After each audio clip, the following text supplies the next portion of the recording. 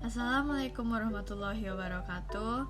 Hai, izinkan saya memperkenalkan diri. Nama saya Anggun Sasabila. Saya berasal dari kelas 10 MIPA 1. Nah, jadi saya akan menjelaskan atau menceritakan sejarah Kerajaan Majapahit. Jadi, poin-poin yang akan saya bahas tentang sejarah Kerajaan Majapahit akan saya letakkan di sini. Nah, yang pertama itu adalah tahun berdirinya. Jadi, Kerajaan Majapahit itu berdiri pada abad 13 atau tepatnya pada tahun 1293. Yang kedua adalah lokasi. Kerajaan Majapahit terletak di sekitar Sungai Brantas, Jawa Timur, atau pusatnya berada di Tarik, Mojokerto. Yang ketiga adalah sejarah berdirinya.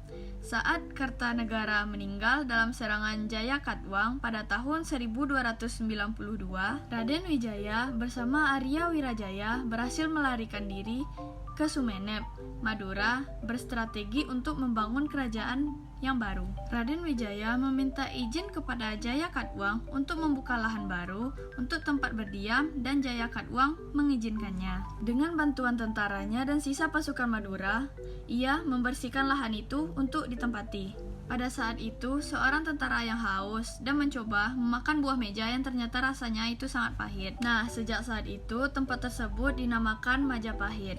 Pada November 1292, pasukan Mongol mendarat di Tuban untuk membalas perlakuan Kertanegara yang mempermalukan Raja Mongol. Tetapi Kertanegara telah meninggal dunia. Raden Wijaya bersekutu dengan pasukan Mongol untuk melawan kerajaan Singosari, dan setelah pasukan Jayakatwang dihancurkan, Raden Wijaya berbalik melawan pasukan Mongol dan akhirnya pasukan tersebut meninggalkan wilayah Jawa. Yang keempat adalah sistem pemerintahan.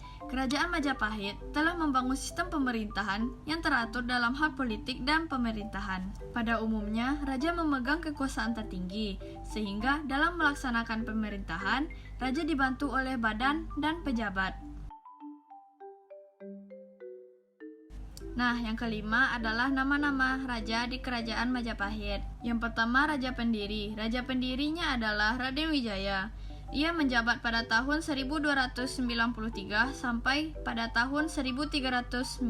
Yang kedua adalah Raja Terkenal. Raja terkenal Kerajaan Majapahit adalah Hayam Wuruk. Ia menjabat pada tahun 1350 sampai 1389. Yang ketiga, raja terakhir adalah Brawijaya. Ia menjabat pada tahun 1468 sampai pada tahun 1478. Dan poin yang keenam adalah kehidupan ekonomi.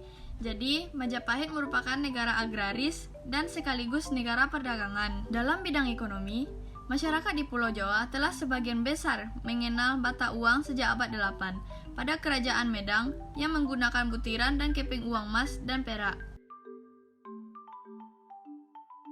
Poin ketujuh adalah kehidupan sosial. Jadi, kehidupan sosial pada masa Majapahit itu adalah aman, tentram, dan damai. Bukti peninggalan Kerajaan Majapahit adalah Candi Ceto, Candi Waringin Brajang, Candi Surawana, Candi Minak Jinggo, Candi Rimbi, Candi Kedaton, dan Candi Sumberjati. Poin terakhir adalah faktor penyebab runtuhnya. Yang pertama adalah sepeninggal Hayam Wuruk dan Gajah Mada tidak ada raja-raja Majapahit yang cakap dalam memerintah. Yang kedua adalah perang saudara yang biasa dikenal dengan Perang Parenge yang mengakibatkan melemahnya Kerajaan Majapahit. Yang ketiga adalah dibaginya kekuasaan di dalam sistem pemerintahan yang didasarkan pada kekeluargaan atau lebih dikenal dengan tahun 1405 sampai 1406 nepotisme.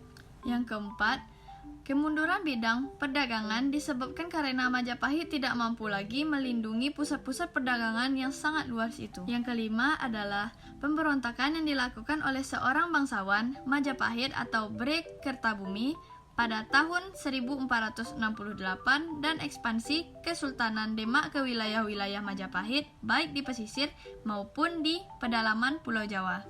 Sekian kisah sejarah Majapahitnya dari saya. Mohon maaf jika ada kesalahan. Wabillahi taufiq wa hidayah. Assalamualaikum warahmatullahi wabarakatuh. Dadah!